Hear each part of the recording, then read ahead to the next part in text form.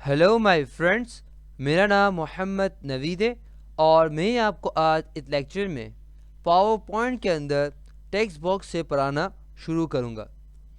जैसा कि आप जानते होंगे कि पिछले लेक्चर में हम लोगों ने कमेंट के बारे में कुछ बात की थी और आज हम क्या कर रहे हैं, टेक्स्ट बॉक्स से स्टार्ट कर रहे हैं।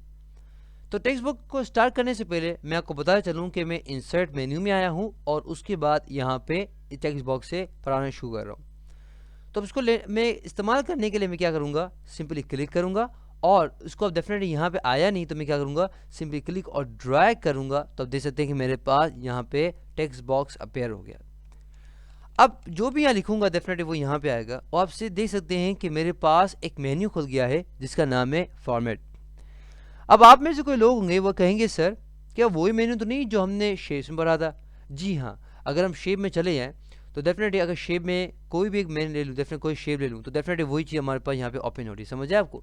तो बेसिकली टेक्स्ट बॉक्स शेप ही है मगर एक अलग नाम दे के यहाँ पे दे दिया गया है टेक्स्ट बॉक्स के नाम से। बेसिकली ये हमारे पास क्या है, शेप ही है। अब आप कहेंगे सर अगर ये दे दिया गया है तो कोई इसका मकसद है। जी हाँ, देखिए हर एक काम का कोई मकसद होता है।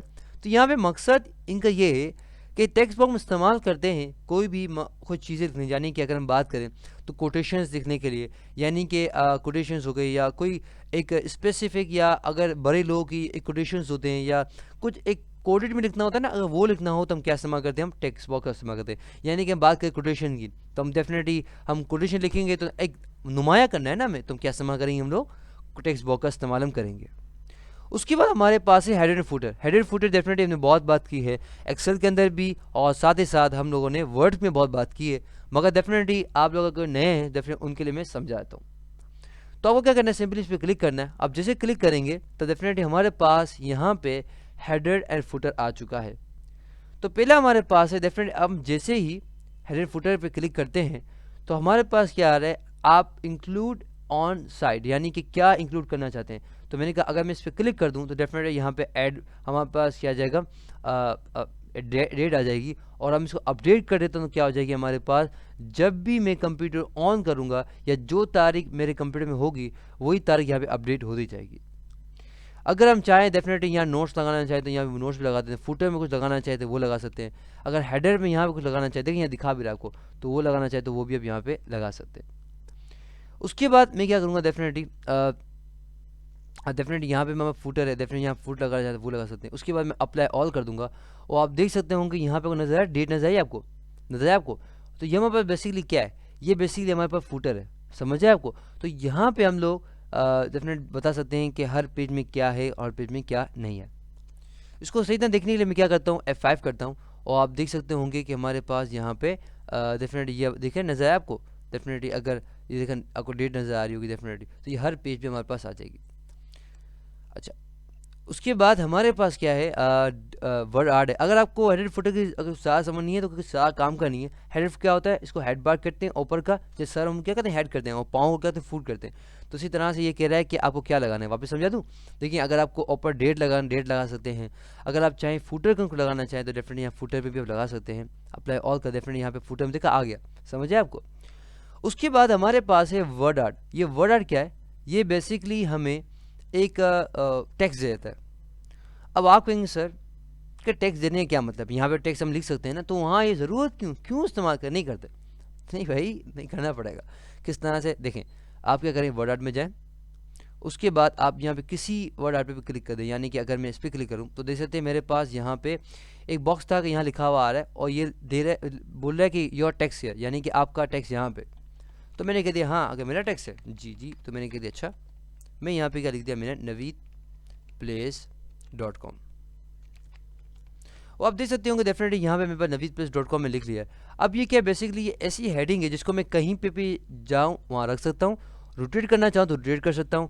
अगर इसका साइज़ को चेंज करना चाहूँ तो यहाँ चेंज भी कर सकता हूँ और पूरा मेन्यू उस पर दिया गया है। यानी कि अगर हम चाहें, डेफिनेटली हमने शेप में पढ़ा हुआ था, तब देख रहे हैं यहाँ पे अगर हम चाहें तो उसका फिल कलर चेंज कर सकते हैं। अगर आउटलाइन कलर चेंज करना चाहें तो डेफिनेटली आउटलाइन कलर भी देखें येलो हो गई। अगर मैं जूम कर दूँ, देखा आउटलाइन कलर चेंज करना चाहें डेफिनेटली आउटलाइन कलर भी अगर हम चेंज करें यहाँ पे और आउटलाइन देखा आपने, आउटलाइन कलर देखे येलो हो गई।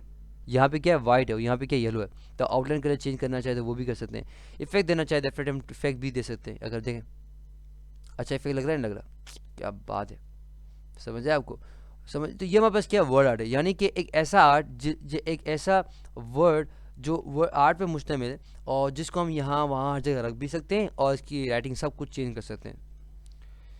अच्छा भाई, उसके बाद हमारे पास क्या है, उसके बाद हमारे पास है डेट एंड टाइम, यानी कि अगर डेट एंड टाइम अगर आपको यहाँ पे चाहिए तो आपको क्या करना है, सिंपली यहाँ पे क्लिक करना है, उसके बाद अप्लाई और कर दे, डेफिनेटली यहाँ पे हमें यहाँ डेट एंड टाइम मिल जाएगा। अगर मैं यहाँ चाहिए वापस गया, डेफिनेटली और क्या कर दूँगा, ओके कर दूँगा, देखिए हमारे पे यहाँ डेट एंड टाइम आ गई। तो दिखा रहा है कि डेफिनेटली 12वां महीना 14 तारीख और 2016, 17 आने वाला है, सही। उसके बाद हमारे पास है, अगर आप यहाँ पे स्लैट नंबर लगाना चाहते हैं, डेफिनेटली अगर मैं चाहूँ कि यहाँ पे स्लैट नंबर बता दे, तो यहाँ मैंने कर्सर रखा, उसके बाद यहाँ पे गया, देखिए हमारे पास स्लाइड नंबर आ गया, समझ आया आपको? तो स्लाइड नंबर पहली हमारे पास है, या पहला पेज को कहते हैं, तो ये आ गया हमारे पास। उसके बाद लास्ट ये हमारे पास क्या है, उसके बाद हमारे पास है ऑब्जेक्ट। ऑब्जेक्ट क्या होता है? ऑब्जेक्ट बेसिकली हमें अलाउ करता है कि हम ऑब्जेक्ट के ज़रिए दूसरे सॉफ्टवेयर में काम करें और वो काम यहाँ पे लेकर आ जाए। किस तरह से? अगर मैं इस पर ऑब्जेक्ट पे क्लिक करूँ और उसके बाद अगर मुझे वर्डपैड पे जाना है, फॉर एग्जांपल कोई भी सॉफ्टवेयर हो सकता है, तो मैं यहाँ पे वर्डपैड पे डॉक्यूमेंट क्लिक किया और उसके बाद मैं यहाँ लिखता हूँ naveedplace.com। उसके बाद मुझे क्या करना है, यहाँ पे राइटिंग साइज इंक्रीज करता हूँ, बोल्ड कर लिया और उसके बाद क्या करता हूँ, उसको क्लोज करता हूँ। अब जैसे मैंने किया, आप देख सकते हैं कि मैंने काम किस में किया था, मैंने काम किया था वर्डपैड पे और आया किस में, यहाँ पे आ गया, समझ आया आपको?